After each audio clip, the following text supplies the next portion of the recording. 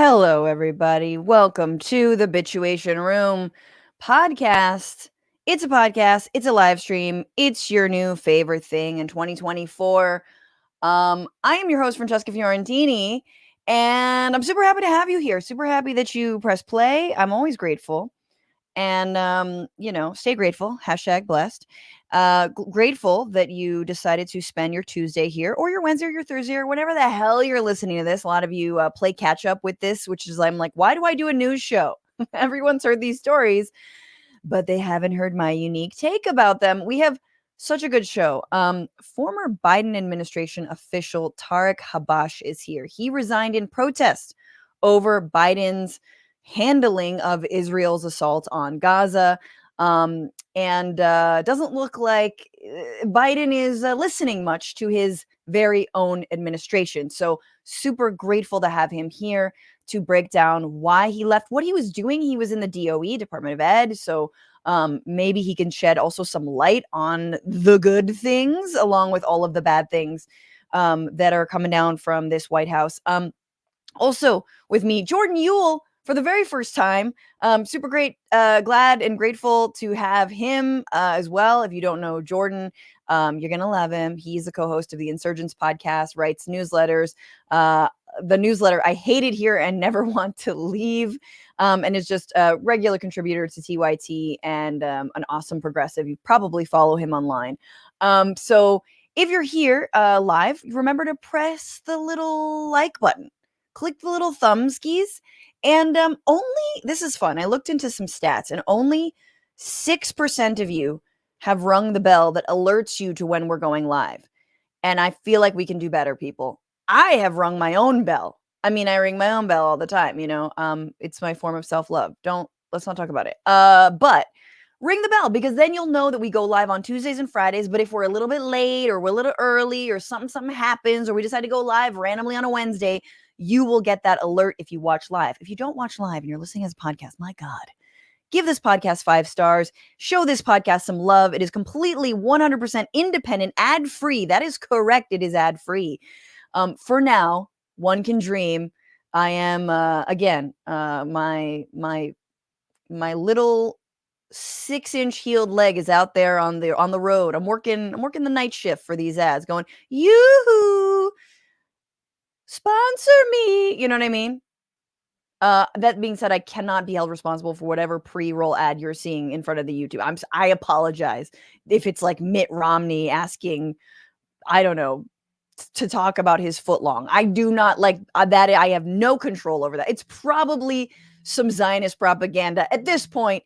It's probably that. But anyway, if you want to support this show even more and do a thing that's very exciting because I didn't do the show last Tuesday, because we did a live show on Sunday that is available to all patrons of the show. Patreon.com/Bitchuation Room is where you go to watch that. I have to say, the audio was like strikingly good. Clearly, the podcast gods heard our cries from last year's Sketchfest when we did our live show and it completely went kaput and was like, you know what? We're going to give these ladies, and by ladies, I mean me and the amazing Paige Oamek, my producer, we're going to give them a good record this time.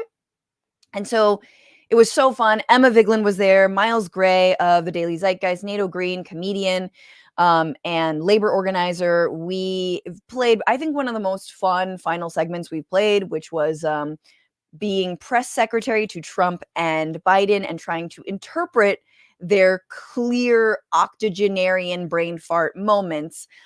So get at that, guys. And thank you so much for everyone who has joined and supported this show. You get so many different perks, obviously, including discounts on the American Prospect, which I write for regularly, 20% off any merch. We've got t-shirts. I think we should do, I always like threaten that I'm going to do more merch and then never do. I understand that I've done this, but I will be better. Patreon.com/Bitchuation Room, or you can tip the show, TBR-live on Venmo, TBR live on Cash App. And we super appreciate it. Also, really quick, if you are a patron, you can listen back to our bonus shows. We do shows on Fridays at 1, same time. It's free if you watch live on YouTube and Twitch.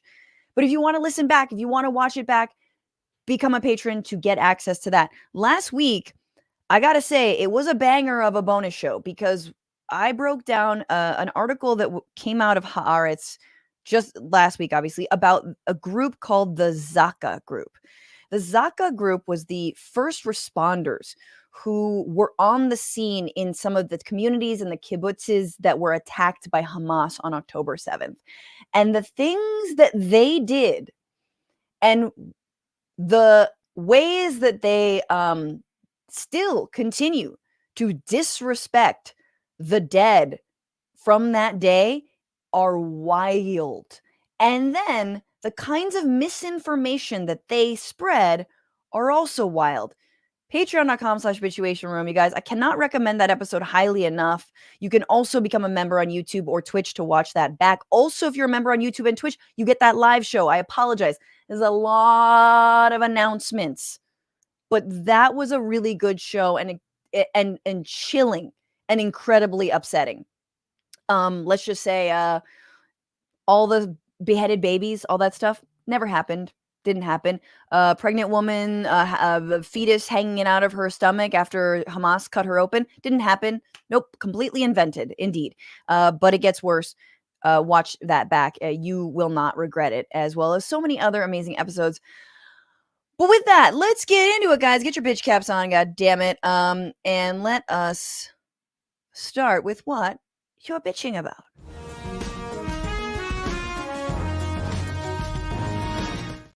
So a lot of you know that I used to work for National Geographic a little bit. I did a show of theirs called Explorer, and one of the first stories I did for them. There's a lot of dumb stories I did for them. Let's be real, but there were some good stories. One of those stories was in El Salvador, where I visited a women's prison where women had been sentenced to 30 years to life for having a miscarriage. That's right. They were accused of basically deliberately having an abortion, which is illegal under the Salvadoran constitution. And it is what happens when you put the right to life, when you give fetuses, when you give zygotes personhood. Women and people who can get pregnant become second-class citizens. That's what happens. I went there to cover that. It was in 2016. And it was this wild sort of, tunnel vision moment where you're like, this could happen here under a Trump administration, under a right-wing Supreme Court, if there's no sufficient fight from Democrats. And honestly, that is an oxymoron, Democrats who fight. This will happen in this country. And lo and behold, it did. It did last year in Ohio to a woman named Brittany Watts, who was charged with a felony for abusing a corpse. Well, what was the corpse she abused? It was a miscarriage. It was her 21-week miscarriage.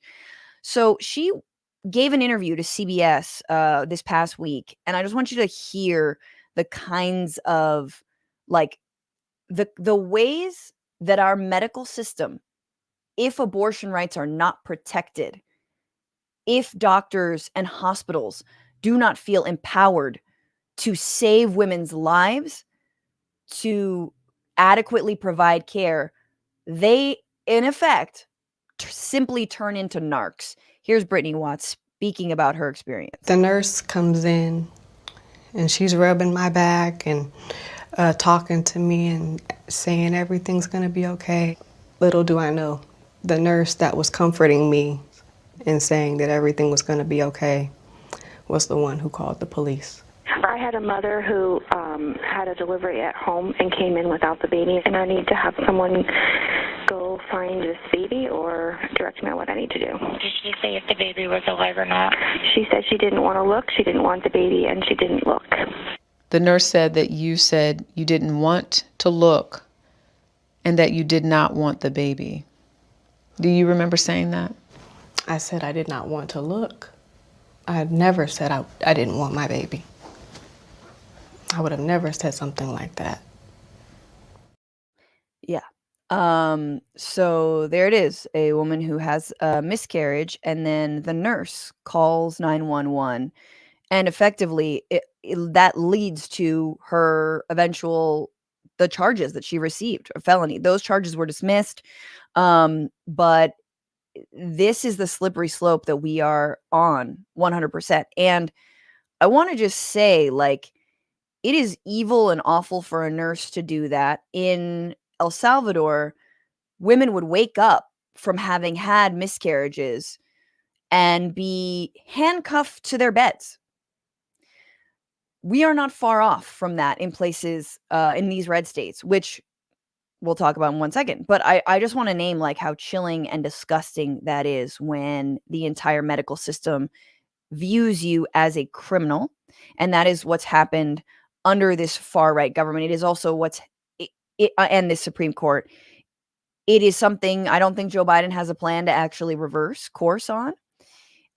But he is banking, and we're going to talk about the election in a little bit, especially vis-a-vis his unmoving policy around, the genocide in Gaza.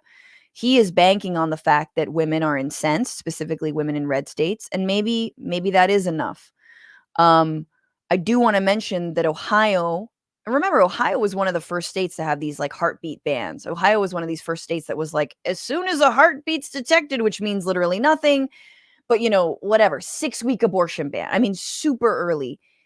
And they passed a measure. The voters passed a measure. I think it was 57% of voters passed a measure to protect abortion rights, overriding all of the draconian laws that they had on the books.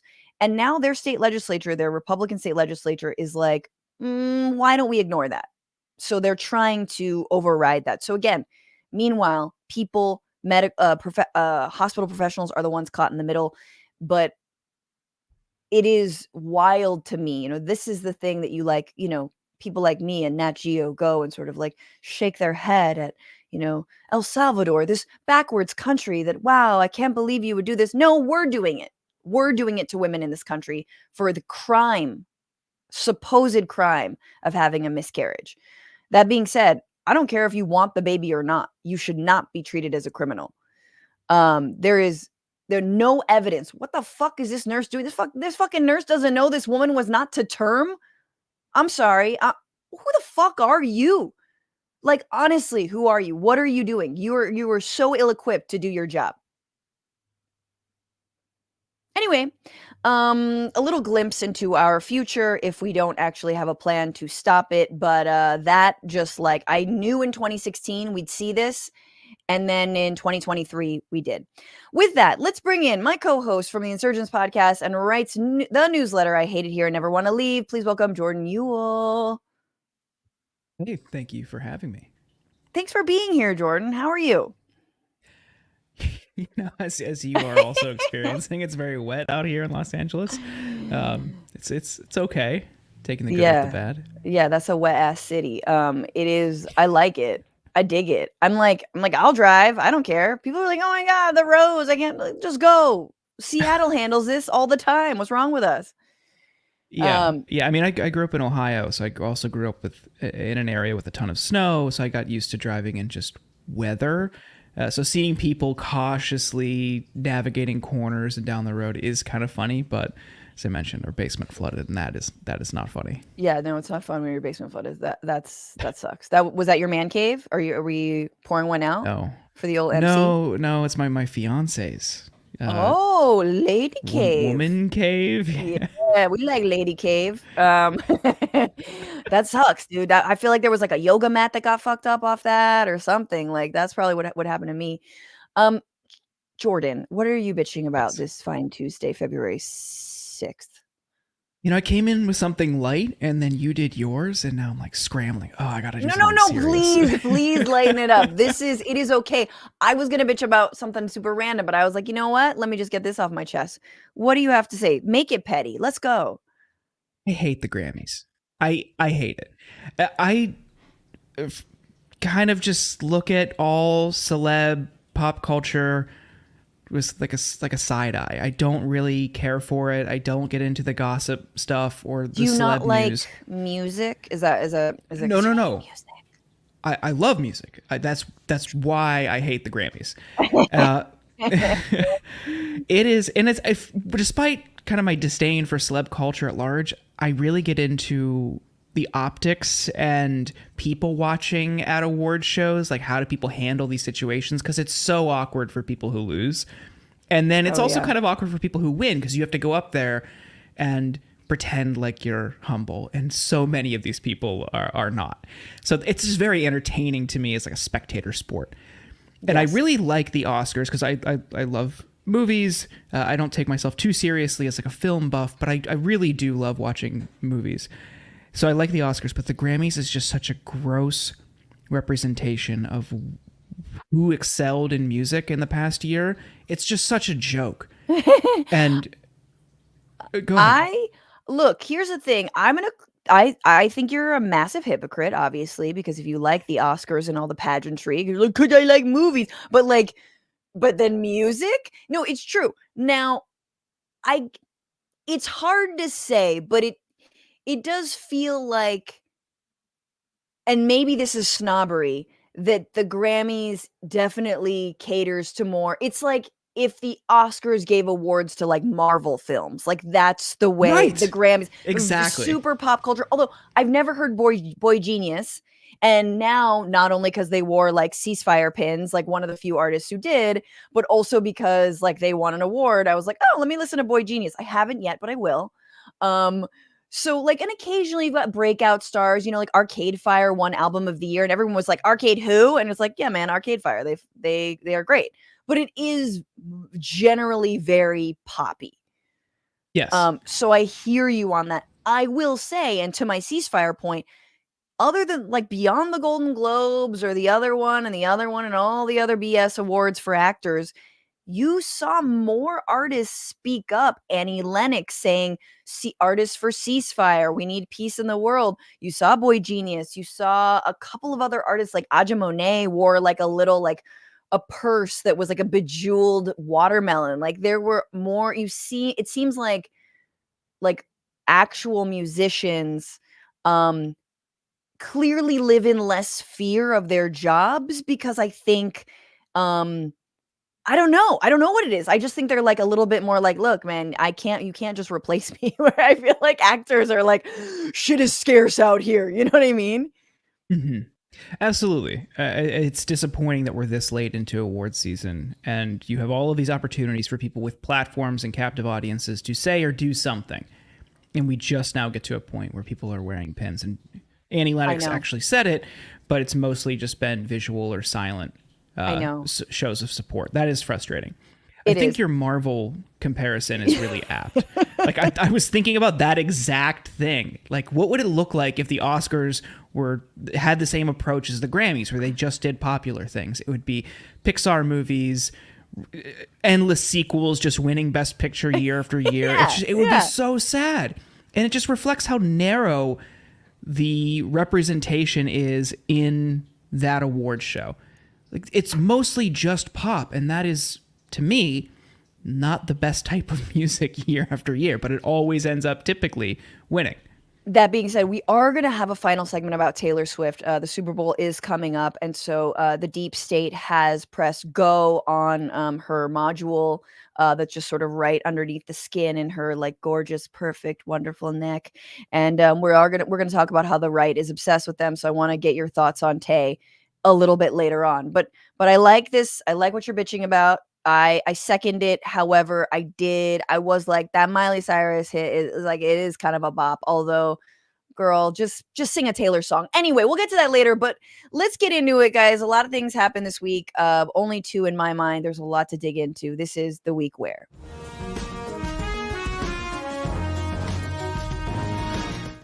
So this is the week where, and it is unfolding as we speak, the border deal may or probably may not, will definitely not pass Congress.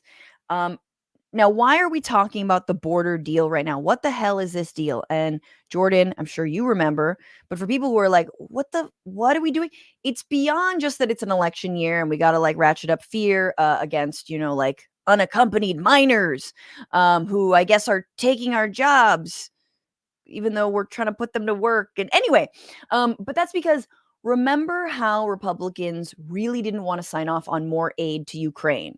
No specific reason they get money from Putin. No specific agenda. Tucker Carlson is in Moscow right now. Just that they don't want more money to, give to Ukraine. And Democrats, specifically Joe Biden, wants to give more money to Israel. All that, foreign funding or whatnot is in this bill. But then Republicans were like, nah, we want our war, the border war. So they were like, we want more money to go to the border. This is the war we want. So a bill was drafted, and the James Lankford, Republican James Lankford, who definitely is a sentient, like, marionette doll. We'll see him in a second. He and Chris Coons have co-sponsored this bill. Chuck Schumer's all in for it. Joe Biden is all in for it. What the hell is this bill, and why are Republicans not going to vote for it? So a few things. It raises the bar to qualify for asylum. It provides a bunch more money for border cops and for processing asylum seekers faster, but often that means removing them and also detaining them. It gives the president new authority to shut down the entire border when, like, it's almost like a how many people went to Disneyland today? It's like tick, tick, tick. It's like, oh, too many. So, and then Disneyland shuts down. But in this case, it's the US-Mexico border. And so if I think it's like 5,000 migrants attempt to go through legally, then suddenly the border shuts down. It's some really, really dark ass, like fun house of mirrors, except it's very unfun. The National Immigrant Justice Center has said, and this is from their director, Mary Meg McCarthy, that President Biden campaigned 3 years ago on the promise of restoring America's historic status as a safe haven for refugees and asylum seekers. Now, near the end of his presidential term, he's threatening to close the southern border and shepherd legislation which would violate humanitarian norms and international refugee law. The proposals in this bill would subject people to some summary expulsions, draconian screenings designed to fail, or mandatory incarceration simply because they're exercising their right to seek refuge. This proposal fails to provide an effective response to increases in global humanitarian displacement. Okay, so that's the bill. It is bad, Jordan. I don't know what you've heard of it or your response, but let's just take the fact that, like, Biden and Democrats are on board for this bill. Not all of them.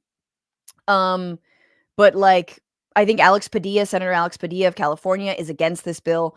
Obviously, you have immigrant rights groups saying they're against this bill. But the fact that this is being floated as this is the solution, it is a very Republican, it is a right-wing bill. But your thoughts? No, it absolutely is. There's nothing in this bill for dreamers. Just think back 5 years. And any time, at any point during the Trump era on immigration, that was the one thing Democrats pretended to care about. It's the one thing they acted like they would use opportunities where they had leverage to fight for. Mm-hmm. And they didn't. They let those opportunities pass. They never followed through on that deal with McConnell a few years ago where he said, oh, you passed this continuing aid or funding package, we'll get you a deal or get you a bill on the floor for a vote on Dreamers. Nothing. Yeah. It's not even mentioned here. It is a purely right-wing immigration bill, and the thing that the Democrats want, which is war funding for Ukraine, funding for Israel. That's the package. That's a shit deal. Yeah. And despite giving Republicans everything they wanted on this, which I would argue is a bad strategy, they're still not happy. They're still going to kill it in the House. Mike Johnson has made it pretty clear he's just going to kill it in the House. So it likely is not going to pass. Democrats and Biden, the Biden campaign officials have already told the press, even if it fails, they're going to hit the road and they're going to campaign on, well, we tried to do a tough immigration bill. We tried to get this passed, but Republicans blocked it. Yeah. Republicans are just doing it because they want this problem to fester because they think it'll help Trump in 2024. This is a really sad state of affairs. Everything is so sad, but I've been so disappointed. Like, I think I've reached a depth of sadness about this administration. And I don't know if it's not cynicism. It's just like, there's a part of me that's like, I don't know, maybe that'll work for whatever dipshit xenophobe wants to vote for Biden. It's not me. It's not you. It's not any of my friends. It's not, you know what I'm saying? It's not the people who voted for him in 2020, really. But maybe this will work. Do you know, like, my brain is like doing what I think like some of the Democrats are like, well, this is totally going to work for, like 5 people. But anyway, to your point that they're not even going to pass it. This is James Lankford speaking with Fox, and he's like, but I'm putting up this bill. This is what we remember how you guys were like, no funding for Ukraine or Israel without the border stuff. I did a border thing. And here he is. Here's what Speaker Johnson said. I have seen enough. This bill is even worse than we expected. It won't come close to any of the border catastrophe the president has created. As the lead Democrat negotiator proclaimed, under this legislation, the border never closes. If this bill reaches the House, it will be dead on arrival. Your thoughts? Yeah, unfortunate that he would step out and be able to say that right away before, obviously, he had a chance to be able to read it as well and to be able to go through it. The key aspect of this, again, is are we as Republicans going to have press conferences and complain the border's bad and then intentionally leave it open? After the worst month in American history in December, now we've got to actually determine, are we going to just complain about things, or are we going to actually address and to change as many things as we can? Have you met your party, sir? Like, do you know who you're a part of here? You guys thrive on doing nothing. That's what you do. You don't even know what to do with the majority. You have no idea. We're going to impeach people. And then they want to testify. And you're like, no, we don't want to testify. It is just so funny to me that it's really adorable that there are still people who like in the Republican Party who believe that they're there to get things done and not be like an upward funnel of money from the poor to the rich. Yeah, it's kind of a difficult situation for Lankford, who, I, as you point out, like should understand what the game is here, but doesn't. Like he does seem like he's trying to get this passed, and he seems to have spent a lot of time on it. And actually, like, I would obviously disagree with these solutions, but that's what he thinks the plan ahead should be. Yeah. So it is kind of funny that he just doesn't recognize and is confused. And this is multiple interviews like this, where he's fighting with his own party. He's fighting with Mike Johnson in the press, clearly not recognizing that Trump just told him, don't let this pass. Let this fester. Let this problem continue to grow. And it becomes a nightmare for Biden. Because the media will run with it. And sure enough, in September or October, we'll get another migrant caravan news cycle that they will obsess over in the run-up to the election.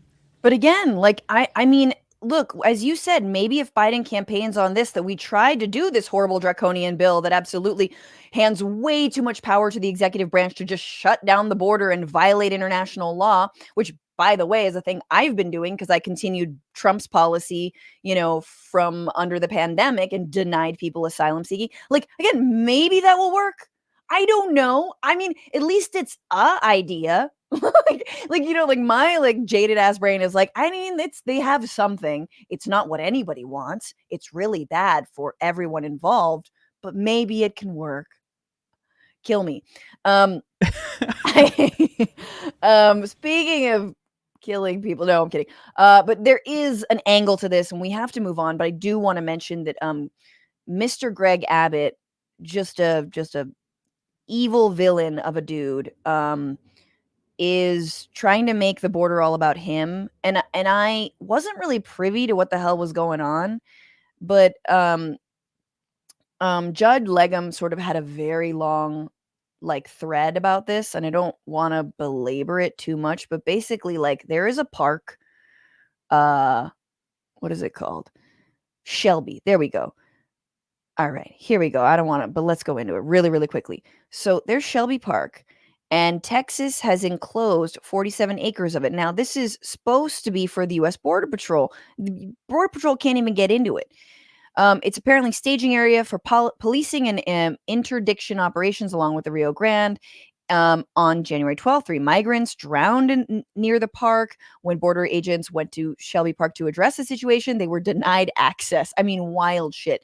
So now there was basically the illegal case that came down, and it was from the Fifth Circuit that granted Texas an injunction that prevented the feds from cutting the razor wire, but the Supreme Court overturned the injunction, allowing federal officials to remove the wire. So effectively, remember, this is all just about Greg Abbott's little razor wire that he wanted to put up and put down, and The Supreme Court's like, nah, you have to let the feds remove your stupid wire. That's what happened. And Greg Abbott, it's like, never! Secession. Like, Greg Abbott is losing his goddamn mind. So he's issuing a statement. He's invoking the Constitution. He's saying the compact has been broken between the United States and the states. It was championed by John C. Calhoun, one of the staunchest defenders of slavery, and used to justify secession. So Greg Abbott is trying to be like, nuh-uh, we're a sovereign nation, blah, blah, blah, blah. Judd goes into talking about how, like, there is this is like an invasion of migrants, and the U.S. government is not properly protecting us from said invasion. Ergo, we're not part of you no more. And a little bit, Jordan, I'm like, bye. I mean, look, my fiance's from Texas, so it's like, and I've heard this argument from her. It's like, there are people who would love to change that system, love to change that government, who live there and are effectively powerless because the Republicans have a control over that state and that government. So, like, up until a couple years ago, it would have been like, all right, yeah, sure, whatever. But I'm sympathetic to that argument. It's like, we got to fight for them because they don't have power in that state. I mean, honestly, and if it's Texas v. Florida, I'm going with Texas over Florida. I just got to say, like, Beyonce to stay from or Texas. leave? Oh, to stay. I would say Texas stays, Florida goes, but okay, I digress. But yeah, so he's turning this into, and it's unclear why. Like, is he doing it for Trump himself? Probably a future run at the White House. It could be all of that. I think they think they can win this case in the court of public opinion. And in a way they are, because you have all of these states who are showing support, sending National Guardsmen down there. And one thing that's really concerning to me is that despite the Supreme Court ruling, they're just not going to comply. At that point, what do you do? What authority or what punishment? What are the next steps after that? Because, like, with so much of our government that we've seen over the past several years, it only works if everyone pretends that it matters. And Republicans, and especially Trump, just made it clear. It's like, I'm not playing by those rules. Democrats still bind themselves to these kind of imaginary constructs that the whole system relies on us all pretending. And now Abbott is just saying, all right, what are you going to do about it? But exactly. And it's so random too. Why are you making enemies of the Border Patrol? Like, this is one of the biggest government agencies. Their jurisdiction is wild. They have so much money. They have so much funds. You're totally full of it to claim that they don't have what they need to, actually police the border, again, against women who want to, like, escape cartel violence in their home countries. Like, it is. And we all know how radicalized the Border Patrol are. Like, Border Patrol are like open Nazis. They're like, oh, yeah, we love cracking skulls of migrants. That's what we do. Like, they are open about that. They regularly defy at least Biden. They've done that before, and they're not extreme enough for Greg effing Abbott. What? Well, the people that this is inspiring also, that's alarming. I don't know if you saw, but shortly before we hopped on, Rolling Stone published a piece about a militia sniper who went down there planning to attack people. He wanted to just set up camp, and he had tannerite, and he was making explosives, and was just going to start picking people off. Like, you were inspiring some of the most psychotic people in this country with this action too. Yes, and supposedly when they get there, they're like, wait a minute, there's nobody here, and it's like, yeah, man, it's not an invasion.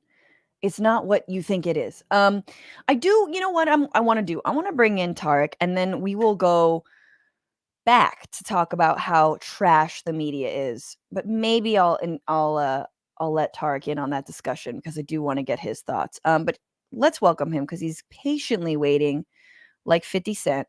Sorry. He's a Palestinian-American, former senior official in the U.S. Department of Education, cleaning up the mess that Betsy DeVos left behind. Please welcome Tariq Habash. Tariq, welcome to the show. Thanks so much for having me. Thank you for the 50 Cent comparison. Honestly, I've never really had that before. So don't make me sing it. But it's really good to have you here. And obviously you are here.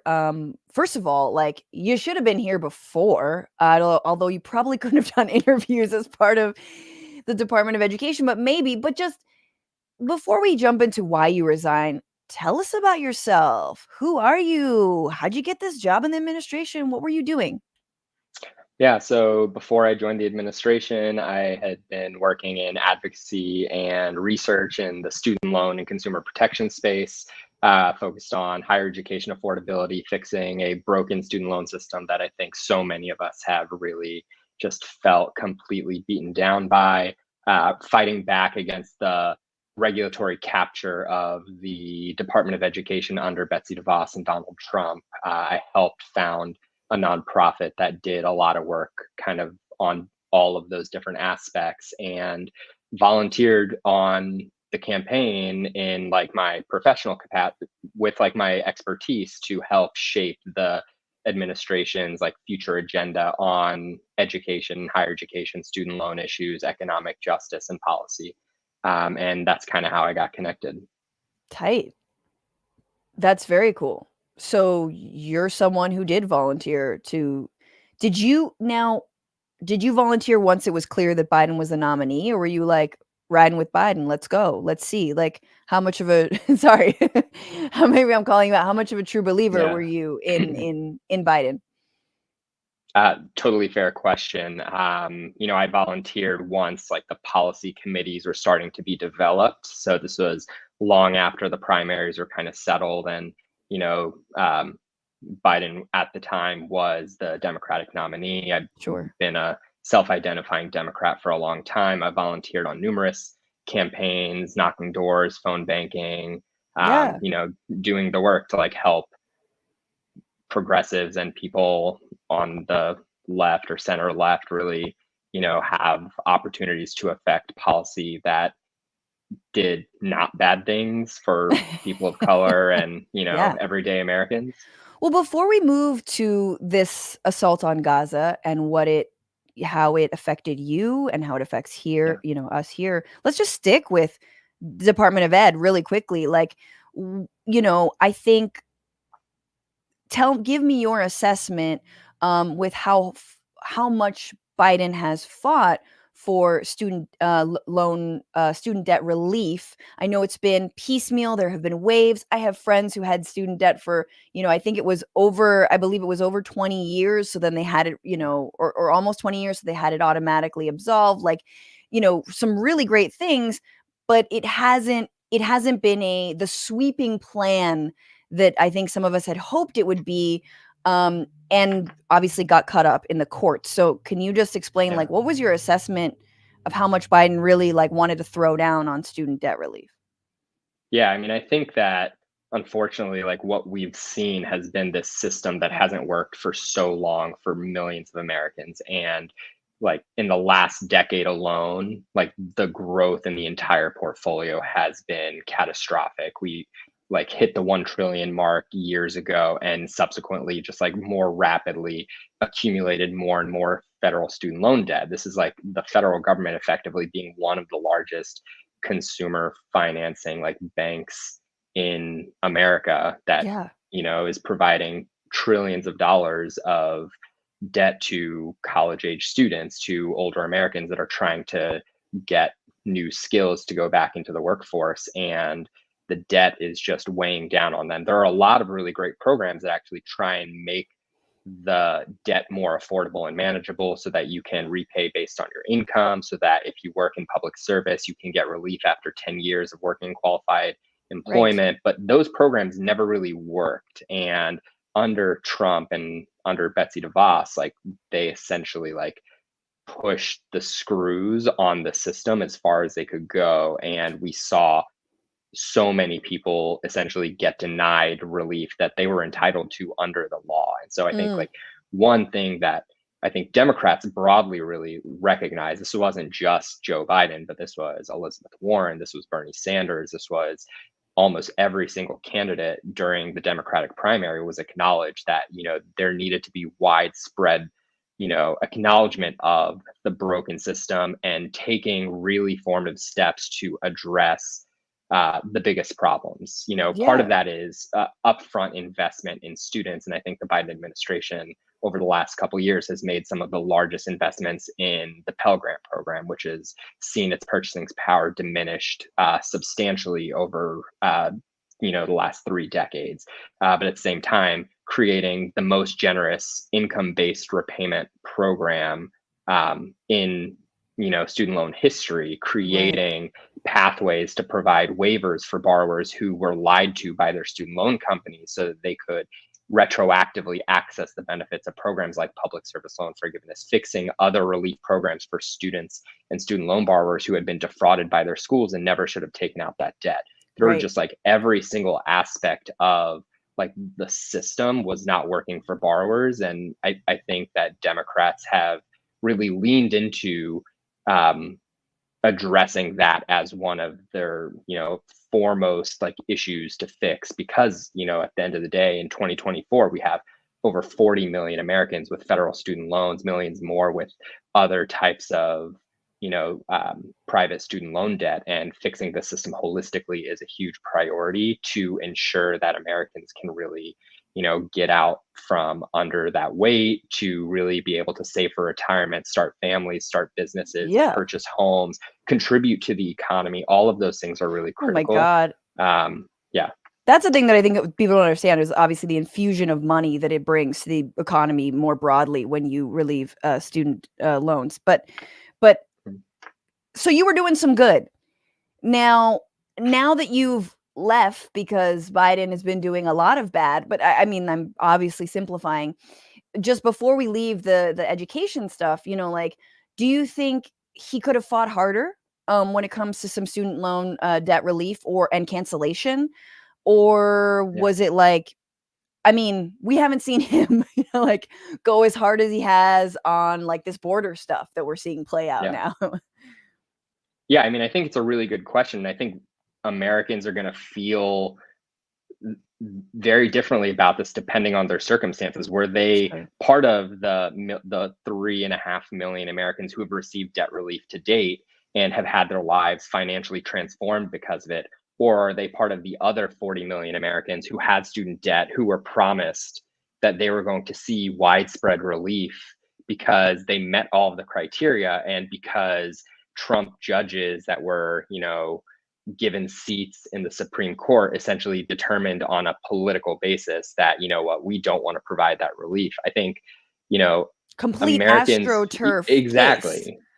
Absolutely. I mean, certainly, like, there were different legal arguments and positions that the department could have taken, and they could have pushed a little bit harder and automated the relief so that relief would have gone through before a case could have come through.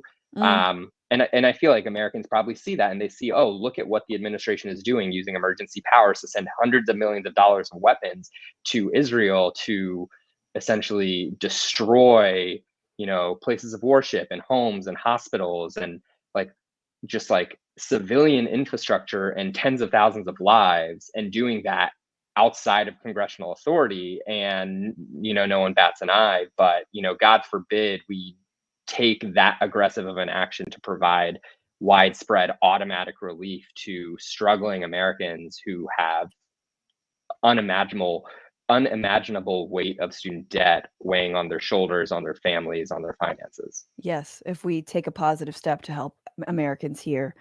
Jordan, before we move on to this other stuff, any questions for this former DOE official? Yeah, do you still have access to the system? I can send you my account number, and if you just go in there, it's going to be around 90,000. Just hit delete, just keep going until all the zeros are gone. And then, unfortunately, I never had access. I'll give you. They didn't trust me. Come on, policy guy. Come on, just a policy guy. I just tried to do as much from a big picture standpoint, cancel it all from the beginning automatically. That was me. That was my pitch, and everyone else was like, "Okay, we're the serious adults in the room. We have to figure out how to do this in a way that follows the law." Tested. Well, it's not unrelated to the border in some ways, because of this CBP One, which is like this app that has been that migrants have to sign up for while they wait for a turn on the Mexico side of the US-Mexico border. And there's like a backlog. It's ridiculous. It's crazy. But like, there's some kind of systematized, like there's an app, there's a thing. I'm sure it's sponsored. I don't know if it's actually a Palantir thing. It sounds like it should be, but like, it's like, what about that? You know what I mean? What about something like an app? What about one kind of system, something to, like you said, automate or like implement your ideas? So I'll just leave that there. It's like when it comes to war or policing brown people or migrants, it's like, oh, well, some billionaire is going to make a lot of money off that. Anyway, let's move on to why you left. You resigned. Tell us exactly when you resigned and also what led up to it. Was it I can't take this anymore? There are now 27,000 people, Palestinians who've been killed in Gaza, more and more hate crimes here in the United States. Or was it more of a longer burn than that for you? Explain what happened. Yeah, I mean, for me, it was I can't take this anymore, but I couldn't take it from the very beginning. And the reality was, as a Palestinian American, as the only Palestinian American political appointee at the Department of Education in particular, I, for a while, felt alone in, how this was affecting me on a very personal level, how, I felt like my identity did not matter, that it was being erased, the constant dehumanization and the language that the White House was using, that they were essentially directing agencies to use in all of their communications related to this ongoing, like, horrific violence that we were seeing.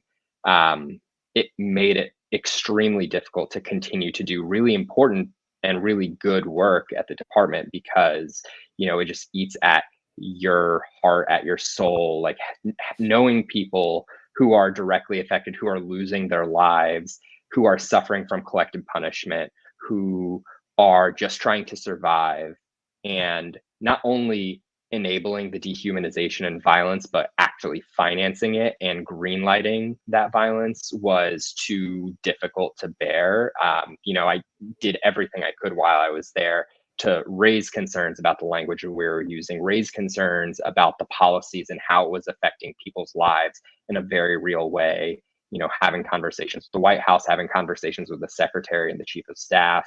I think there was a level of empathy that I got from my building, from the Department of Education, but personal empathy and understanding of what I'm going through is not really what I needed. It's not what millions of Palestinians, both living in the region and also in the broader diaspora, need. We need to see actual policy change. We need to see a shift in how we talk about Palestinians, how we talk about Arabs and Muslims more broadly. And we need to treat them with dignity and humanity that they deserve, just like any other group of people. Yeah. And you're not alone. I mean, from early reports and ongoing reports, both within the State Department, right? I believe there have been, although they haven't gotten a lot of press, and I'm wondering, am I wrong? There have been dissent cables, correct? Mm-hmm. About Blinken and Biden's approach to this, support of this war. But like, no one's really covering that. It's like your staffers are telling you. I mean, and again, people are being policed for what I've said. It's like entry-level State Department people could tell you that this is stupid, this is foolish, to say nothing of murderous, genocidal, and Islamophobic. Like, this is bad policy, and that's just kind of fallen on deaf ears. Yeah, I mean, it's not just entry-level State Department people. It's White House interns penned a letter to the president, like essentially condemning his ongoing policies and in the region. It's been widespread across the administration. We've seen, letters from USAID. We've seen letters from anonymous staffers from dozens of different agencies. Like you said, numerous dissent cables that have subsequently been leaked. The widespread nature of the dissent is almost unheard of. And even more so is the president and his unwillingness to waver from this ideological mission to provide just unending support without any consternation, without any concern for, both the growing regional like issue and like risk to Americans, but also like the democratic risk here in America, as like he continuously talks about the risk that Trump is, but ignoring his entire base and essentially burning his base and the vast majority of Democratic voters that, you know, support an end to this violence, support an immediate and permanent ceasefire. And I mean, it's creating a real risk that like Democrats lose the election because he is unserious about listening to Americans in battleground states, but just Americans in general. Yeah, I mean, Jordan, please feel free to jump in. But I think it is also so cruel and difficult because as someone, a young, obviously Palestinian-American, but like a young person who's like trying to do some of the things that Biden wants to run on, you know, like student debt relief, and trying to do the good that we have to sometimes dig when it comes to this administration to find, and then having this like, yeah, green lighting of genocide happen simultaneously, that must feel, and also being Palestinian American must feel so disgusting and so difficult and also such a disappointment. Like such a disappointment. I mean, I felt this way since the beginning. It's like, okay, well, he can get reelected as long as he doesn't start World War III. Oops, you know what I mean? Like this is, here we go. And I guess I kind of wanted to also ask you, being at the Department of Ed and seeing the way that campus activism has been so brutally misconstrued, policed, like crazy Zionists, attacking students at Columbia with skunk spray. I mean, shit that like when I was a, you know, anti-war pro-Palestinian activist back in my day, like we would never see that kind of stuff. But like, how did that impact you all in the Department of Ed? Was that were you being pushed into condemning, you know, pro-Palestinian activists, or how did that work out? Yeah, I'm so glad you raised that. And I wasn't at the department when the Columbia students got attacked with chemical weapons, but it's just so horrifying that that is even a sentence that I'm saying. It's even more horrifying that we're hearing effective silence from the broader media and from the administration about that issue. Like, it is horrifying that students are being subjected to that, and that there is not a broader investigation that, you know, that we're aware of about what's happening. But the reality is that, like, I think the department was very sensitive to a lot of the issues on college campuses. You know, we heard from a lot of different groups. It was really important that we, you know, brought in a broad spectrum of stakeholders, you know, institutions, academic leaders, faculty, staff, students, affinity groups who represented, you know, what exactly was happening on college campuses. There was never really a push to condemn you know, the actual activism. And I think we felt very strongly about how important it is to protect students' freedom of expression. But I think we could have gone a lot further to ensure, you know, beyond just the actual civil rights implications, which is, I think, what the White House was really comfortable with the department staying within the confines of, which is strictly saying, like, hey, colleges and universities, you are obligated to comply with the civil rights laws under the Higher Education Act. And beyond that, you know, don't say a lot more about this because it's a really touchy subject. And the unfortunate reality is that, you know, like, students are being affected. There's a huge overcorrection to, you know, protect students, but actually just to silence any sort of dissent that colleges feel uncomfortable with, any sort of expression and speech. And I think that there are real risks, especially in the context of a lot of the right-wing extremist questioning on the Hill, from representatives like Stefanik, who really weren't interested in what is really happening on college campuses, what students and faculty are really saying on college campuses. And it was not in the interest of actually protecting students from real anti-Semitism, which, like, we absolutely should be doing. It was a political exercise to essentially put pressure on college leaders to undermine academia's independence and integrity. And I think in circumstances where, you know, Democrats have been very vocal about condemning book banning and silencing of academics on issues like gender identity and gender equity and social justice issues and critical race theory, like we've heard absolute silence when it comes to Palestine. And I think that undermines academic institutions and their integrity. And I think this is a really huge long-term issue that colleges and for the Department of Education, they haven't fully grappled with. I think that's so perfectly put. I agree with you. And of course, the resignations of these presidents from Harvard and UPenn, right? Yeah.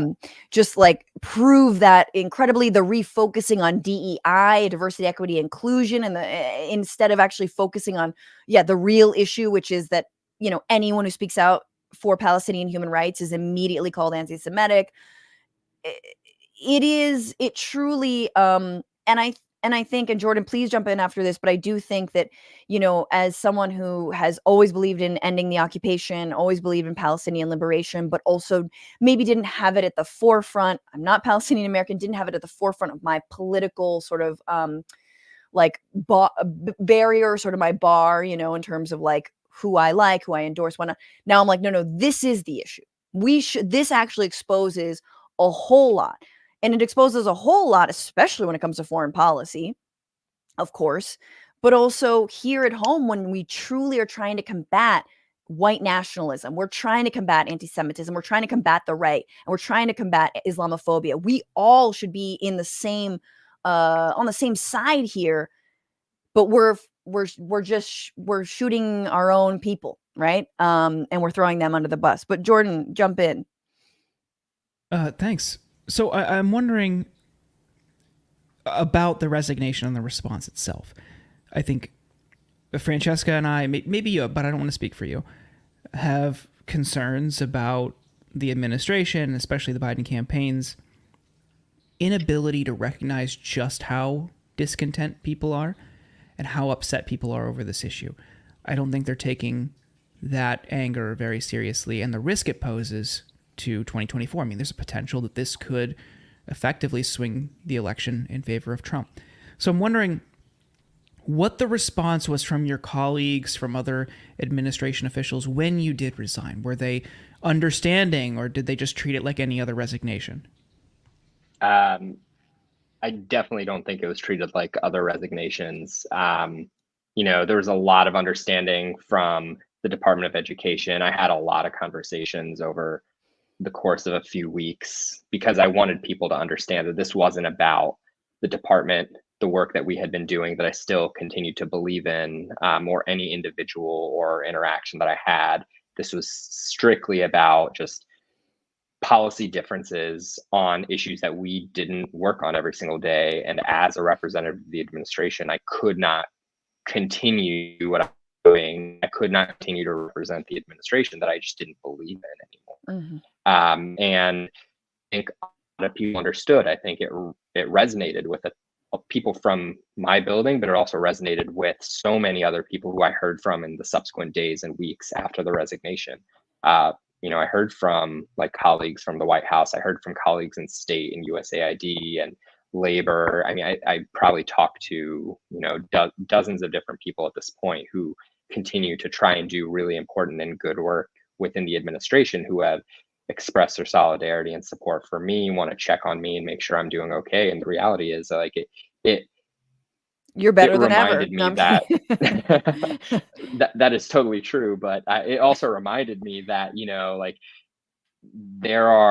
there is a real level of dissent that, I don't think that the president and the campaign really fully grasp, and their willingness to just take really aggressive and weird steps to try and bring in other people into this big tent that they're also ignoring the people who got them there to begin with. And I think it's so dangerous. I don't know, it almost feels like this campaign manager brain rotty, we're gonna do the cool creative thing to bring in people in a way that it just totally undermines the actual strategy that showed real success. And it's also undermining all of the good work that the administration has already done and the goodwill that it's bought with so many different communities. And I think like young people, people of color, like their voices matter now more than ever, and you're completely ignoring what they care about, whether it's border security and immigration, whether it's Gaza, whether it's, you know, climate change, student debt, gender equity. Like those things really matter, and you have to listen to your voters and show them that you're going to work in their interests. We're speaking with Tariq Habash, who's a former senior official at the U.S. Department of Education. If you're just joining us, I never do this, but sometimes, you know, people pop in. Yeah, I guess going along with that in terms of like reading the tea leaves here. First of all, you're not the only official to have resigned. I do want to mention Josh Paul, who was from the State Department, who was an early resignee, which was interesting in terms of just like, I don't think we should be sending this amount of weapons to Israel. And this was like in early October. He believes is short-sighted, quote, short-sighted, destructive, unjust, and contradictory. But obviously he's been proven wrong. I mean, look at where we are now, about to head into a war with Iran. I don't know. It truly, and I don't know if this, does it help at all, Tarek, that like Joe Biden is clearly ideologically aligned with Zionism? Like that he is, I mean, it feels like he's like a 17-year-old on a birthright trip, just like, I love it here, nothing's wrong. Like he just, like, does it help to know that he's ideologically an idiot is what I'm trying to ask you. Like it, for me, it sort of helps, but it also makes me more mad because he's literally not listening to anyone, including like Blinken. We're talking like 3 weeks into this, you know, assault on Gaza. Blinken says on, I think it was Meet the Press, he's like, there's no military solution to Hamas. I know there's not. And it's like, you just said the thing. You said it. You said you cannot bomb your way into peace. And we all know that to be true. So what are you doing about it? Nothing. He's back here. I mean, I guess he's now in Qatar or Saudi Arabia doing something, trying to work another deal for a semi-permanent ceasefire that's just gonna, like, anyway. So there's no question here attached, Tarek. I'm just talking. I'm just vamping. But yes, sort of like, you know, the idea that he hasn't course corrected. And if he doesn't course correct, I think you're right that this election, and, Jordan and I have been talking a lot about this. This election is in jeopardy for him.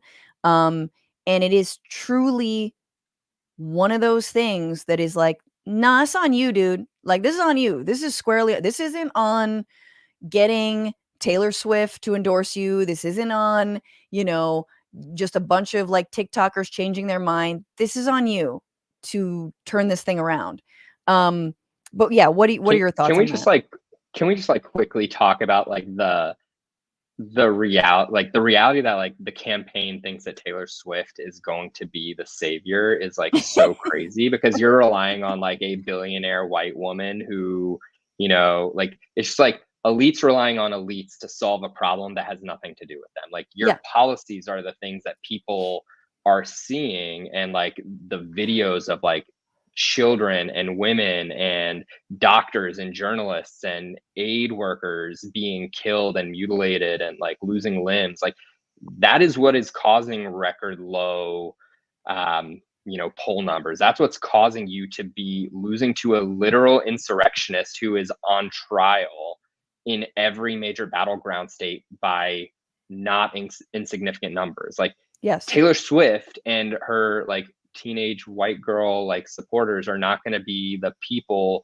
that save you here. As much as like we want to believe that like if Taylor Swift comes out in support of a ceasefire that maybe like things will change, like it also like it is not going to change anything any more than like I don't think that like a single musician can change the tides of like presidential polling. Like the reality is that like voters are smart. You have to treat them like smart, independent people who look at information and evaluate that information. Yeah. I do think, however, and I did tweet something to this effect, that in the early days, that if the only thing that could stop Israel was if Taylor went to Gaza, Now looking back on that, they would have killed her. They definitely would have killed her.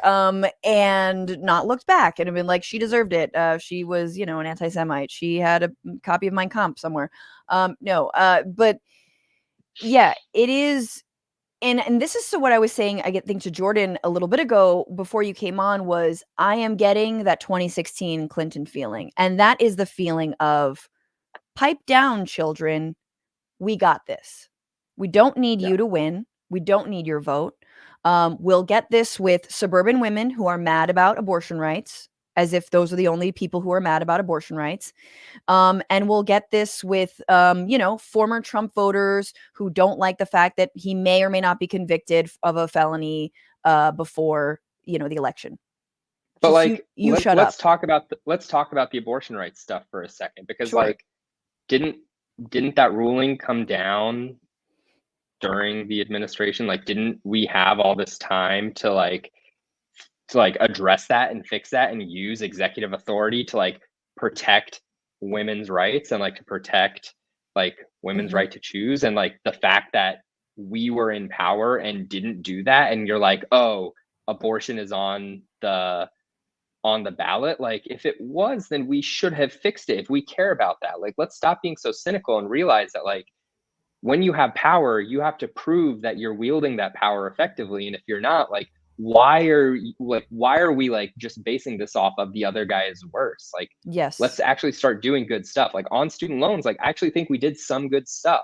Lean into the good things that you did, not the other guy is the boogeyman and we can't let that person come in. That is true too, but also pointing people the fact that you didn't preempt this, even though we all saw, the women's marches in the wake of the Trump election were largely, and they were very well attended by people of all genders. It was about the loss of reproductive rights that we all knew the writing was on the wall. Everyone knew that. That's truly what it was about. And so as soon as you get into power, you need to Trump-proof this motherfucker, and you need to reverse course immediately. And speaking about the Middle East, what he did was double down on Trump policies in the Middle East. Speaking about the border, what he did was double down on Trump policies on the border. So, we are having a massive, oh yeah, this is the guy who we elected. It's not on us. I don't think that folks who voted for Biden are to blame. But this is who we elected, right? This is not about we should have withheld. No. We made a defensive vote, and I am not against defensive votes either then or in the future. But this is who this person is. So yeah, I have a million questions. Obviously, I feel like I could talk to you about a lot of stuff. I do. Maybe before you go, Tarek, I'm in media, I guess, kind of. I've had stints here and there. And media's going under. They're they're dying a very, very all online news media is dying. Obviously, a bunch of companies are being laying off journalists. Hundreds and hundreds of journalists are being laid off even in election year. And then you have people your boy Thomas Friedman, nobody's boy Thomas Friedman, who just gets away with op-eds in the New York Times like this: understanding the Middle East through the animal kingdom. Iran is to geopolitics what a recently discovered species of parasitoid wasp is to nature. That was fun. Here you go. Hamas is like the trapdoor spider. The way the trapdoor spiders operate. Oh my God. So speaking to your dehumanization of Arab Americans, Muslim Americans, Palestinian Americans specifically, this is what major newspapers are running, to say nothing of literally putting a target on the back of Dearborn and the residents there. Welcome to Dearborn, America's jihad capital. This is an article from the Wall Street Journal, which is not really surprising, that basically goes into it, just wild Islamophobia. This imam praised Hamas, this and this. It's totally unfounded crap. And I'm certain out of context, but more importantly, as I think the city with one of the highest Muslim American populations or Muslim populations in this country puts a target on the back of folks who've already been surveilled, and there's literally an FBI program on the ground in Dearborn trying to entrap folks left and right. So anyway, just to give, we were going to sort of make that a separate thing, but it makes me so effing livid. However, Biden did put out a statement. Americans know that blaming a group of people based on the words of a small few is wrong, and that's exactly what can lead to Islamophobia and anti-Arab hate. And it shouldn't happen to the residents of Dearborn or any town in America. We must condemn hate in all its forms. However, the mayor of Dearborn responded to this. Abdullah Hamoud, I believe the mayor, said, "The unfortunate reality is Islamophobia has become an acceptable form of hate. Those who demonize or stereotype Muslims or Arab Americans quickly find bigger platforms of greater notoriety." I'm glad President Biden recognizes the severity and danger of the Wall Street Journal article. It's equally important that his administration recognize, and here we go, the rhetoric and decision-making that created the climate for it to be written in the first place. As a nation, we have a long way to go, et cetera, et cetera, et cetera. More than rhetoric. Yeah, the decision-making. Like, buddy, you're the one who's giving the green light for people to do this. And yeah, yesterday, I think a Palestinian-American was stabbed in Austin. Yep. I mean, it's just like horrifying, the level of racism that we continue to see. And I think the mayor is absolutely right that this is all happening because our government leaders continue to facilitate and enable this type of dehumanizing language with their decision making and with their own language, and with the fact that, you know, the president, you know, just like publicly, you know, like relied on unverified claims like beheaded babies and, you know, like military bases inside hospitals, and discounting actual like death counts from the Palestinian ministry. Like, these things allow for like the level of dehumanization that makes the Wall Street Journal empowered to write horrific headlines like that. It's just racist. It's horrible. Yeah, the war always comes home. That's a phrase we've heard, and people have likened this moment to the post 9/11 era, where just the most ignorant, racist, bigoted people would just single out anyone who was broadly Middle Eastern, maybe even not, maybe even just like Southeast Asian, just because they were different. They would attack them, use slurs, use hate speech, whatever. And it's a way that just the most ignorant, dumbest, nationalistic people attach themselves to something that they have no real participation in. Yeah. Too scared to enlist, can't enlist, whatever. But they want to feel like they're part of this cause anyway. So that manifests in hating a stranger, attacking a stranger, whatever. They're doing their part, right? We saw it also in 2020, 2021, as we're increasing tensions with China during COVID. You had this wave of anti-Asian hate because of what is reported to be or assumed to be Chinese origins for COVID. And that's just how people express their participation in this broader geopolitical conflict. It's just, you can't support an effort like this, and you can't continue to wage endless wars in a region and then also be surprised when people back home want to take part at the grassroots level. Yeah, and I'll take it even one step further, and because let's be explicit about this. I mean, Thomas Friedman is someone who has regretted his stance after 9/11. I went too hard when I said all Arabs are animals. You know, it's like this. Let's leave the media guy aside, but like, these are the same people who did Islamophobia after 9/11, doing it now, have a massive platform. You've got Joe Biden, who says that he is going to stop white nationalism, that the Charlottesville, murders and riots, the Unite the Right rally, that inspired him to run for president. You cannot be serious about stopping neo-Nazism in this country if you're not serious about stopping Islamophobia. Period. You cannot be, because that is how the kernel of so much of neo-Nazism in this country stems from 9/11, stems from the 2+ wars we started, stems from the fact that all those weapons and all those crazies and all the untreated PSD from the vets came home to fucking roost. So I'm sorry. This is me. This is where I go crazy. This is me ranting, Tarek. But like, wait, did Tarek freeze on us? It was a good point to freeze anyway. But yes, it just like, that is what drives me so nuts, is that you cannot, what Trump thinks. I mean, Biden thinks Trump invented like bigotry and Nazism. Lol. Well, the idea that he was inspired to run after Charlottesville has just always been so ludicrous to me. He had already run for president multiple times. It's not like he finally was like, all right, you know what, I think I'm going to try this thing. No, he has wanted this for decades. It's so disingenuous and cynical to try to use that. And this is one woman's tragedy. Is this like a Make-A-Wish foundation for a president? Like, did we just like, is Biden's presidency just like the Make-A-Wish for an octogenarian? Like, yay, buddy, you got to be president. It certainly feels that way. There's a way to frame that joke a little bit better, but yes. Tarek is struggling to come back in, but let's see. Will we have him back? Can you hear me? I can hear you. I can't see you, but I do want to just thank you for coming on. If we can hear you, I'll give you an opportunity to say any final thing you want to say.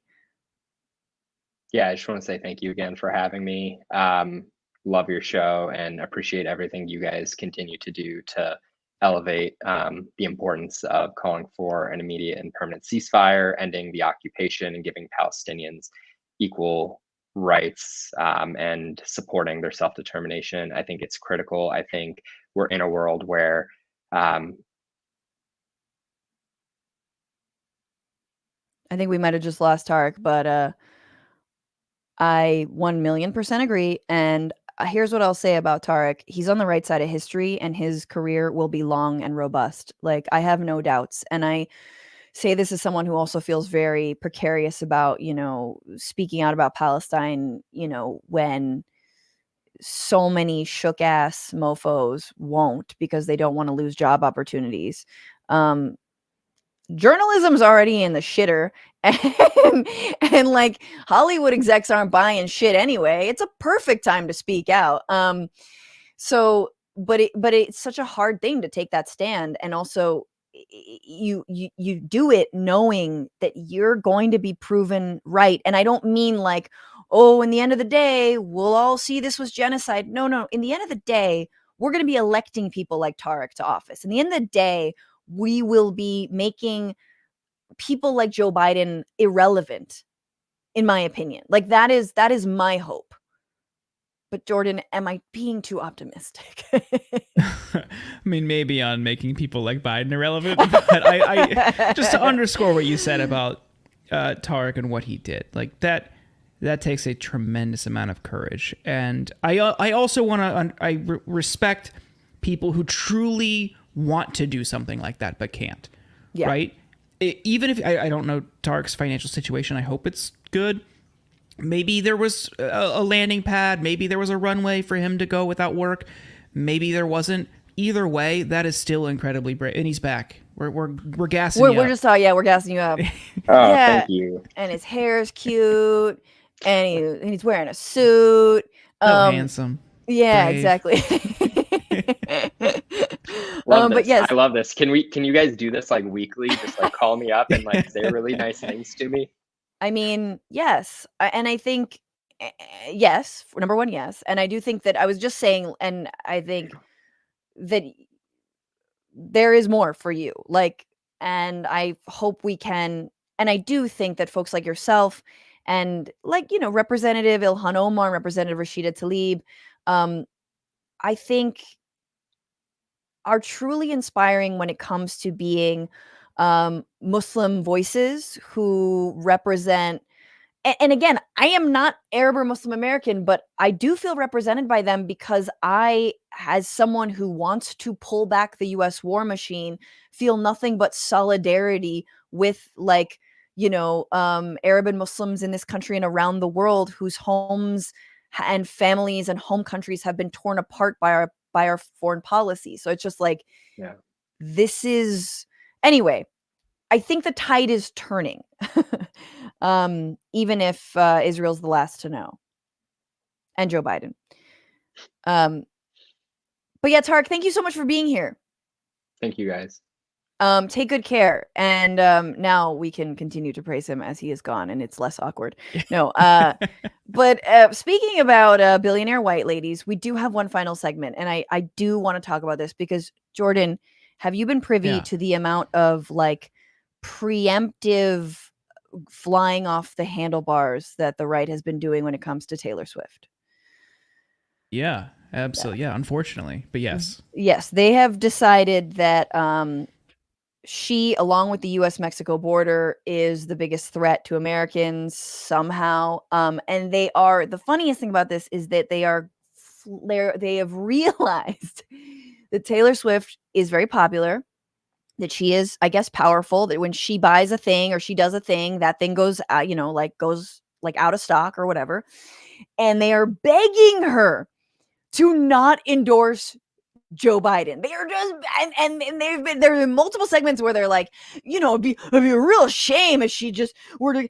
And then there is the crazier takes, which are, she is a psyop. She is a deep state agent who has been especially designed to vote and support Joe Biden. But not only that, even her relationship with tight end for the Chiefs, Travis Kelce. I can't believe I got all those words right. That relationship has been designed by the deep state. Roger Goodell has thrown a wet blanket onto that theory. I think that just today he was like, I don't know how to orchestrate anything. We're like, we know, buddy, except for making a lot of money off of CTE. So and domestic abuse, and punishing anyone who kneels for the anthem. But beyond that, they're freaking out about Taylor Swift. And here we go with some Jesse Waters, because Jesse Waters, and I'll tell you what I think about Jesse Waters. Jesse Waters has been going extra hard on Swift. Here we go. Deals from Miss Swift could be worth millions of dollars for Mr. Biden. One idea that has been tossed around a bit in jest, sending the president to a stop on Miss Swift's Eras tour. Now, to primetime, this feels a little bit like an arranged marriage. Biden doesn't even know who Taylor Swift is. Liberty and Bell had to beat some tough odds. You could say even this harder than getting a ticket to the Renaissance tour or Britney's tour. She's down in, it's kind of warm in Brazil right now. Wait. Before we move on, Jesse Waters is playing this clip as evidence of Biden maybe orchestrating a Taylor Swift endorsement. And Biden like, the other one, the famous Britney. It's hot in Brazil. Like, no, she doesn't even know who she is. So, well, he's going to try to spin this, I guess. Taylor, Britney, Beyonce, Dylan, same thing. Dark Brandon doesn't get Dylan, by the way, Dylan Mulvaney, of course, gotta get a shot in at a trans person. Bogged down on details. He can't name a Taylor Swift song. Taylor Swift can't name a Biden policy. This relationship was engineered in a lab. And Taylor's boyfriend, just like COVID, sponsored by Pfizer. It is a match made in corporate heaven. So Travis Kelce, I guess, did an ad for Pfizer, and now he's bought by Pfizer. Pfizer boy. Anyway. Could you imagine if the Chiefs win the Super Bowl? Now, look, Jordan, I am a Niners fan because I'm from the Bay. And so I feel conflicted because at the moment, right-wingers are like momentary Niners fans because they hate Taylor Swift. And they think that if Travis Kelce and the Chiefs win the Super Bowl, her like final form will be activated. I don't know what will happen. I mean, I hope it'll rain Plan B down on everybody. That would be amazing. But like, it is just so funny to me that they're freaking out about that. And like, she really needs to fuck with them. Like, she needs to do some like Instagram posts. She needs to freak them out a little bit more before this, before everything. Yeah, it's so funny that the people who are all into, the trad wife or cottagecore aesthetic, like all these extreme online right wingers who want this like really weird fascist, it's like milky white blonde couple with like 15 kids, are upset by this, like by these two specifically. It's like aesthetically, isn't this like exactly what you want? And you still found a way to get mad about it because he wants people to get vaccinated. They have to respond to any sort of cultural development with only looking at it through a binary lens. Like, okay, it's either liberal or conservative, and I have to be on this side no matter what. Okay, well, he's got his vaccine. She endorsed Biden. Did she endorse Biden in 2020? Like, these are... What, was in a photo with Biden cookies? Yeah, I'm assuming, because she's like not cool with fascism. Like, probably. Yeah. But anyway. it's just, look, she's not going to do anything big or spectacular because she's a colossal enterprise. Like when they joked about it at the Grammys, to go back to that god awful award show that you clearly watched. I did watch because I liked. I told you. I like pretty. I like shiny. Yeah, I want to see. I want to see the optics. I want to see who navigates, who handles their moment well, who handles their loss uncomfortably. I like that. But they acknowledge like her tour improved like local economies on these stops. Yes, she is a massive enterprise, so they're not going to stick her out too far. They're gonna everything is like micromanaged. Everything is reviewed. She's not going to do anything radical. Paige is pointing out she told people to vote. Okay. Thank you. Do you remember in 2018? And I think it was 2017, 2018. There was a race in Tennessee, and she later on said, well, if I would have said anything, I would have endorsed the Democrat. Like, that's it. And it was something about abortion. Like, she won't say anything too risky, anything too political. Maybe she'll endorse Biden, but nothing that warrants any real material concern.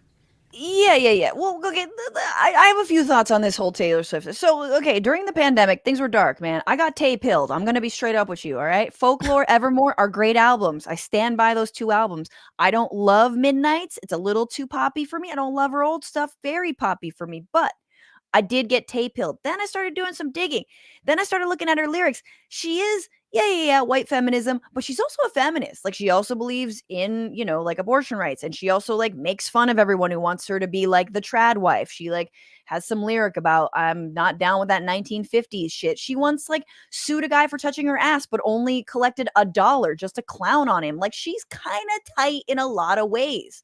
I'm like, seriously, I think, and her songs, I don't know if it's her or her co-writer, they fucking hit, dog. Like, they don't miss. It's just you listen to it like, I don't even love this, like that's how Taylor Swift just sort of grows in you, just like a fucking Last of Us fungi.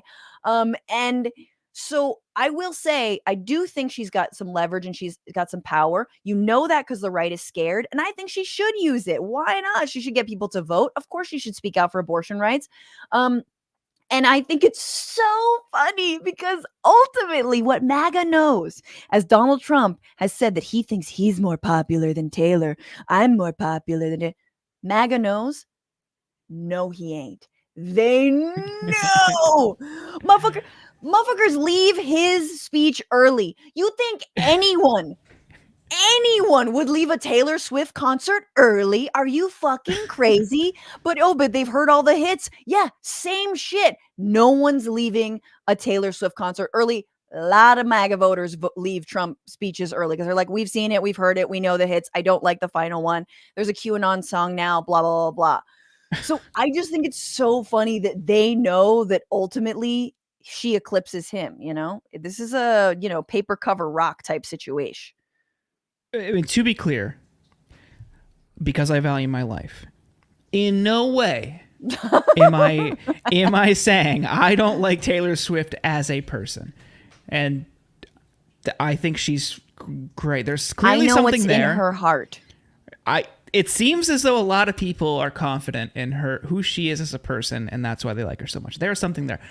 Music's just not what I listen to, so I can't speak to her discography. Wait a minute, her music, right? I'm telling you, dude, start with Folklore, Evermore. It really is good. It's soulful. I'm sure it is. I'm a Beyonce greater than Tay. I'm a Beyonce greater than Swift, but I don't discriminate, I mean, I am like Cardi B greater than Beyonce, greater than Taylor. Like, that's sort of how I roll. But Megan Thee Stallion greater than Nicki. Obviously, if there are any barbs in the comments, you guys can fuck off. But yeah, it is so funny to me that they're freaking out about it. And I don't know, Jordan. I mean, I do think that it's true that, like, I think a lot of celebs not having a big, but if Taylor Swift posts something about ceasefire, she did go to a Rami Youssef stand-up show. We know that. Okay, so the seeds are planted. I'm sure Rami was talking about Gaza. We just gotta water. We just gotta get to her. This isn't to say that I don't think she should speak out. I absolutely agree. She should. Any people who ideally have our politics or share most of our politics and have that kind of a platform and that kind of an influence, I think there's a moral obligation to do it. Unfortunately, so many don't, because once you reach that level of success, you are just a business. Everything about your life is an enterprise. And that's all like really fine tuned. So I just don't have a lot of hope that she'll do anything beyond maybe a check your voter registration, which is like how most artists just do politics now. Yes. It'd be a lot cooler if she did more. And it's obviously ceasefire would be great. True. I would welcome it. I just don't think so. We'll see. You know what? Okay, this is the last thing I'm going to say about this. I'm going to let you go and we can go fuck off in the night. But Beyonce, okay, I love my girl Beyonce, but like in 2018, I think when Beto was first running, right? Was that when he was running against Cruz? Yeah. Yes. I was a little bit like, okay, Beyonce. Okay, it's a pretty big Senate election. Okay, let's go. Where is it? Where are we going? What are we doing? What are we doing? And she, like, I think it was 2 days before the election, posted a photo of her with a hat that said Beto. Tell me. No, Francesca, it was 2 hours before the polls closed. I'm telling you. I'm telling you. That's a formative moment in my brain. It's burned in. 2 hours before polls closed, she posted a picture of the Beto hat. You couldn't even get out to vote at that point. I'm telling exactly. So it's like, girl, that between that and the fact that your sound at SoFi was shit, like, we got to talk. But that moment, I was like, you know how helpful this would have been 2 weeks ago? You know how helpful this would have been. And it's like, okay. Yeah. Don't make me turn on my girl Beyonce. But Jordan Uhl, you're the best. You're wonderful. There's so much more to talk about. And I hope you come back. And I know you'll come back. Is that a threat? Yeah, kind of sounded like it. Everybody listen to the Insurgents podcast and read. Is this the newsletter? I hate it here and I never want to leave. It is. I have had the worst writer's block for months, and I just like hate writing right now. Join so the it's club. There's nothing new. It's brutal. All right. Well, the Insurgents podcast comes out every week. Is that correct? So that's right. Twice a week. Listen to that. Oh shit, dude! I was on it recently. It was so fun. Yeah. Also, Jordan laughs at my jokes, which is kind of big. Like, I appreciate that. I mean, I'm obviously hilarious, but I think on that pod, I got you to laugh quite a lot, and I was like, "Fuck yeah, crushing it." Jordan thinks I'm funny. So thank you for being a generous laugher. You're the best. Take good care. And everybody, thank you for being here. Thank you for sticking with us for this wonderful and long and luscious show. Let's read some comments and then go about our merry way. Hal Wasserman says, yeah, that was a good show on Friday. It was. That was a good show. Seafish, Franny, is there a place to submit merch graphics? I got a friend who's intending to make a Frantifa thing. Yeah, you can email bitchuation@gmail.com. BISHIATION. That is very cool. I would love to see that. Willie Gus, there are plenty of carceral clinicians everywhere. Oh, speaking about like people who are nurses in prisons who are like, yep, just cleaning up what the prison guard did. Lizzie Bennett, thank you for your super chat. It'd be nice if Taylor Swift called for a ceasefire, considering all the attention she's been getting. I mean, look, what's your number, right? 27,000 people killed. Maybe she's waiting for 30,000. I don't know. It doesn't feel like it's a political statement at this point. It feels like it's like a human statement at this point. Donald James, thank you for being a member for 2 months on YouTube. Still riding the Bitchuation wave. Let's go. Inviting Gail, member for 10 months. Yule is cool. Franny is fire. Click like for this icy hot edition permanent ceasefire now. Hashtag abolish police. Oh, you got all the things in there. And then Robert, as always, thank you for your super chat, saying some plutocrats are religious zealots who believe God wants them to be rich. Plutocrats use the energy of the religious right because their willingness to embrace social violence and direct action. True. Yes, there's a fun little or unfun nexus there. Matt Gates on Whitefo Bronco, what's up? Says Governor Abbott is like Dr. Claw, the villain in the Inspector Gadget. Endless resources, cartoonishly evil, sitting unseen at a desk, except Abbott can't get a pussycat because of a dead wee and being evil. Here's the thing. It is not okay to make fun of people who are in wheelchairs. Period. ... unless you're Greg Abbott. I'm sorry. That's the rule. If you are that evil, it's a high bar. But like, don't expect me to go easy on you. I'll wheel your ass off a fucking cliff. Seriously. You're fucking evil. I don't give a shit. The reason he's in a wheelchair is because God missed, dude. He got hit by a tree. God was like, damn it. You know what I'm saying? All right, I'm done. Cheshire SB, thank you for your super chats. Violence and bankruptcy is all they understand. Poor education made them that way. Indeed. So many comments, so many good comments. But Camperman 5000, thank you for being a member. I got to prioritize the member comments. Going Strong says, Fran on a France might be my favorite Fran. Love your show. Truth to power. Yeah, indeed. And as always, thank you so much, Todd Roy, for being here, being a mod. Camperman also says the Biden staffers got Tarek.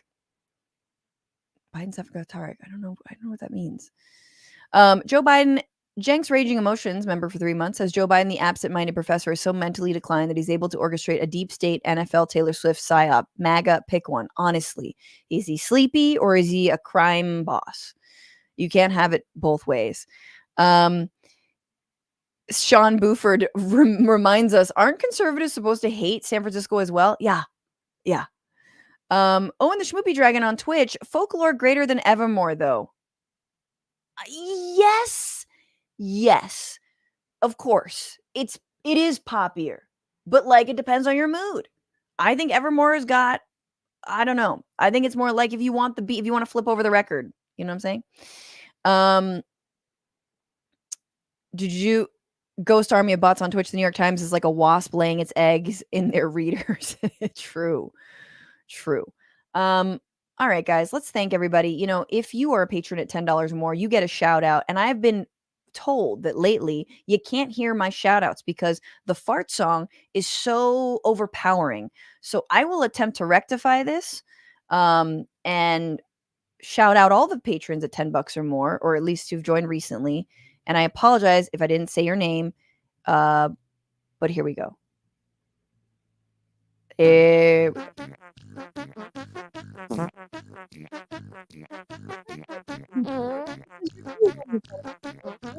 You wonderful people like Bilal Khan, Sarah Prokopi, just Sarah.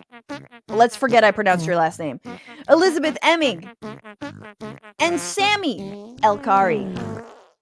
You're wonderful, Sammy. Thank you so much for becoming patrons. You guys are the best. And over on Twitch to Late Bloomer 66 for resubscribing at tier 1. Punch Up Dragon also who subscribed, and Willie Gus who resubscribed for 1 month at tier 1. Support the show. Also, thank you to all the people who are here and who are there and who are everywhere. That ended exactly the way I needed it to end. Thank you so much to Maximillien Inhoff, to Andy Vasoyan, but most of all, to my lovely and wonderful and incredibly smart producer who does everything and it came with me to San Francisco, to Paige Oamek. Where would I be without you? You're wonderful. Everybody give love to Paige. Remember, we stream every Tuesday and Friday, 1 p.m. Pacific, 4 p.m. Eastern on YouTube and Twitch. And as a podcast, you can listen after the fact. Follow the show on all the things on Twitter at Bitchuation Pod, TikTok and Instagram at Bitchuation Room. And I think that's all my announcements. Remember to fight the power, fuck the patriarchy, free Palestine, and don't just bitch about it. Be about it. Bye.